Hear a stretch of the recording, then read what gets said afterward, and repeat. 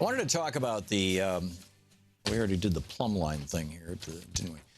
So the economy. Bill Gross is a world famous, I guess, in economic circles, bond manager.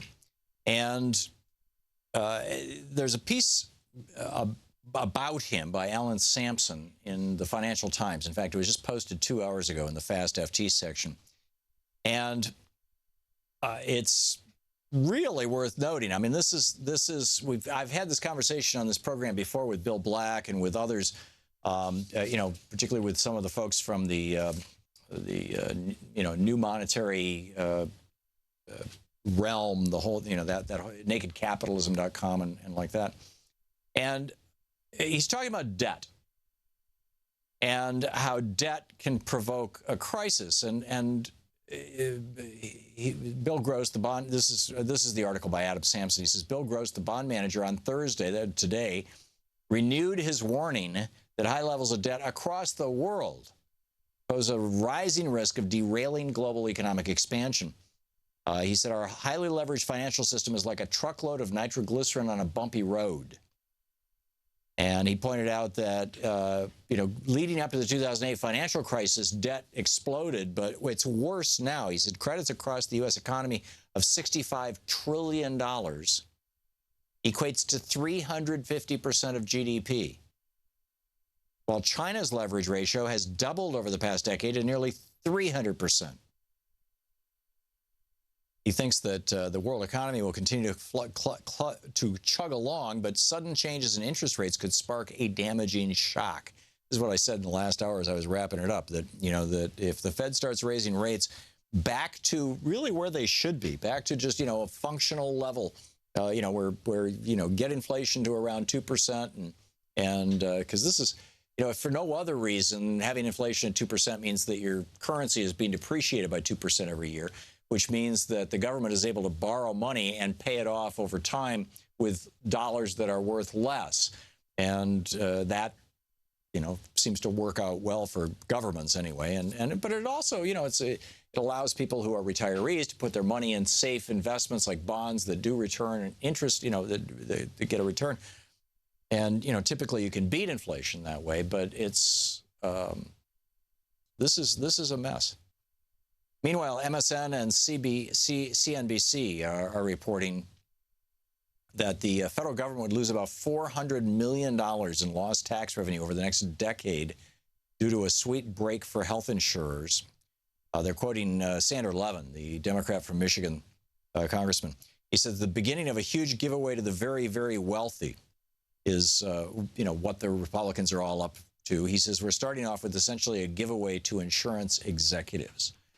And make no mistake, that's absolutely what this is.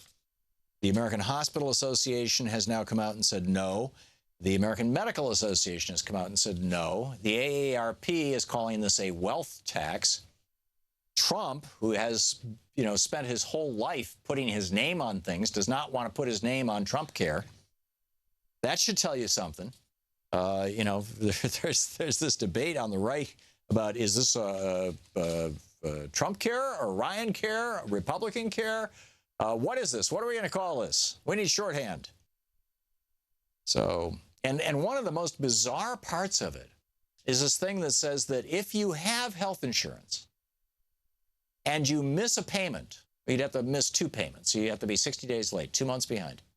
And you miss 2 payments. Let's say you get sick and you're in the hospital, you're being treated with your health insurance. And you didn't collect your mail.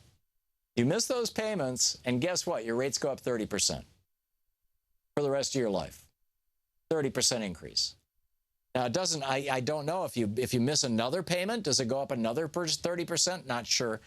But these are the same guys who are all hysterical that if you didn't buy health insurance, you had to pay a small fine to the IRS. Essentially, this is the same thing.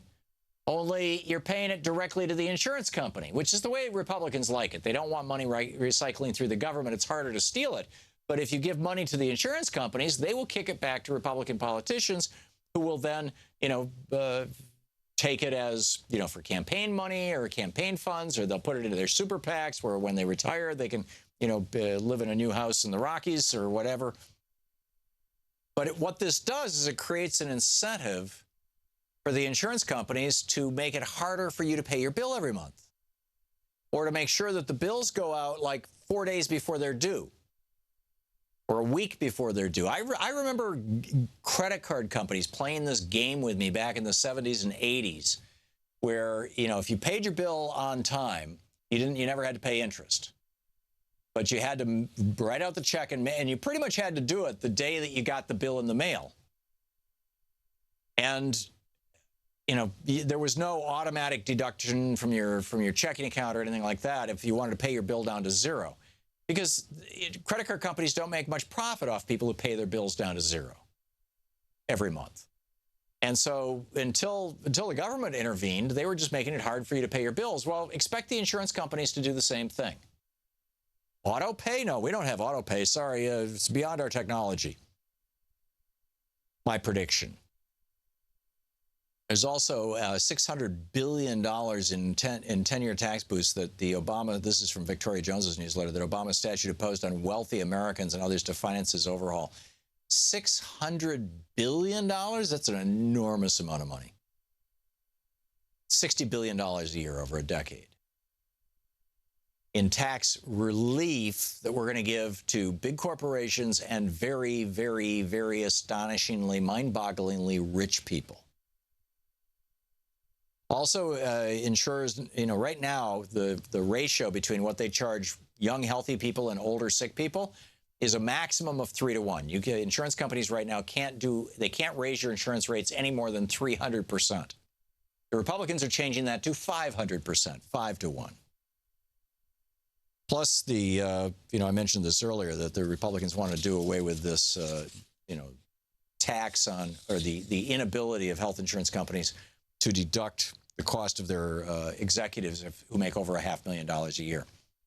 The bill would also phase out the Medicaid expansion, which covers 1.2 million Americans who have serious mental illness and substance abuse problems, as well as scrap baseline coverage requirements. Now, this is a big deal. Scrapping baseline coverage requirements sounds like wonk talk, but what it means is that right now, under the Obamacare law, the Affordable Care Act, you cannot sell crappy insurance policies. I mean, that's what it comes down to. If you're going to sell a health insurance policy, it actually has to insure people against their health being, you know, at risk. Now, there used to be a major industry, of health insurance companies selling, you know, high-risk products, high-deductible, high-risk products, where, you know, instead of spending $500 or $1,000 a month or whatever it may be for a good, high-quality health insurance, or if you're young, you know, $200 or $300 a month, you could buy health insurance for $50 a month. Now, it might have had a $50,000 deductible. It was called catastrophic insurance.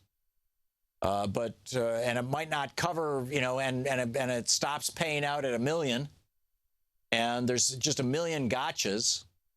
But hey, it was cheap insurance. That's what Paul Ryan is talking about. That's what Republicans are talking about when they're saying we're going to get the cost of insurance down by giving Americans more choices.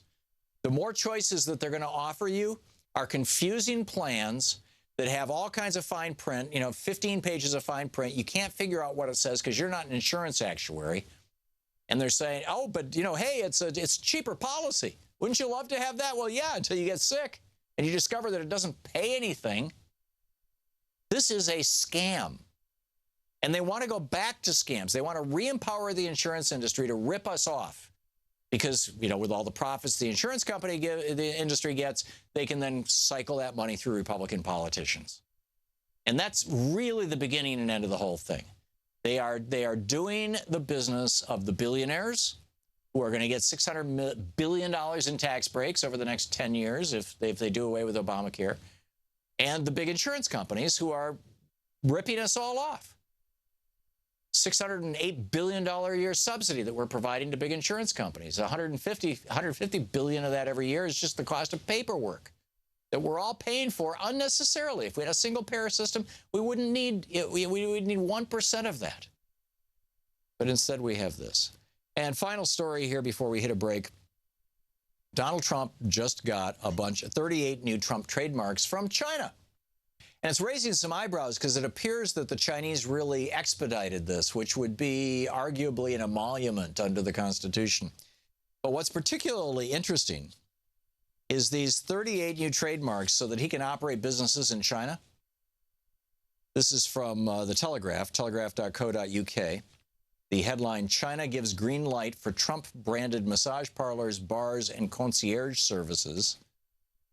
And down toward the end of the article, the trademarks are for businesses including branded spas, massage parlors, golf clubs, hotels, insurance, finance and real estate companies, retail shops, restaurants, bars, private bodyguard, and escort services.